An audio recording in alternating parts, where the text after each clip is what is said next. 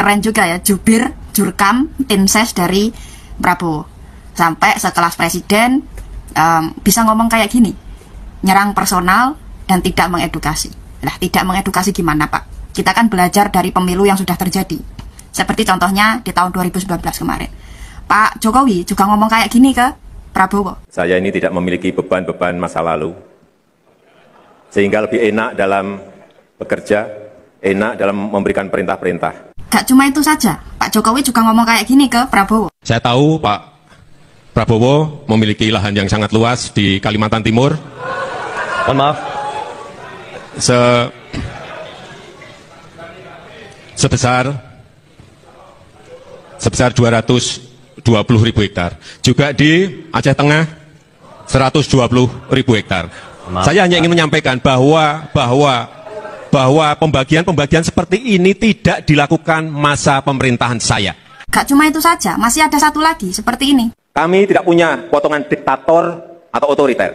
Kami tidak punya rekam jejak melanggar HAM.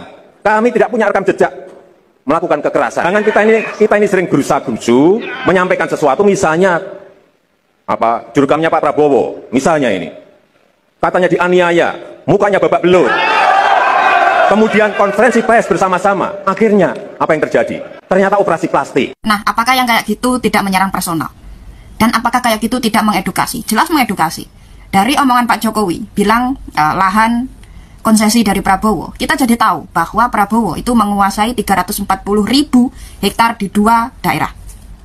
Dan dari Pak Jokowi juga, kita jadi mantap bahwa kita tidak bisa memilih orang yang mempunyai beban masa lalu untuk memerintah negara. Yang selanjutnya bikin kecewa adalah Pak Jokowi juga ngomong soal data pertahanan. Katanya data pertahanan itu sangat rahasia, tidak sama seperti toko kelontong. Nah, ini kan lucu ya. Kalau emang data pertahanan itu serahasia itu, nggak mungkin kan KPU membuat tema pertahanan juga kalau emang serahasia itu.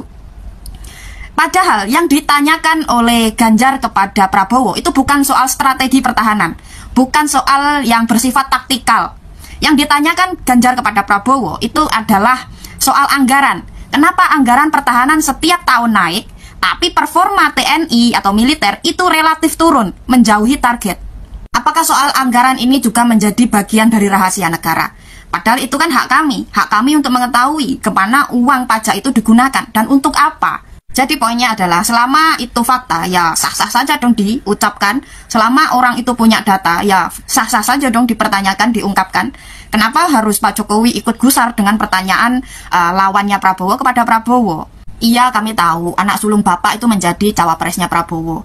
Tapi apakah bantuan-bantuan kepada 02 yang kemarin sudah diberikan itu kurang?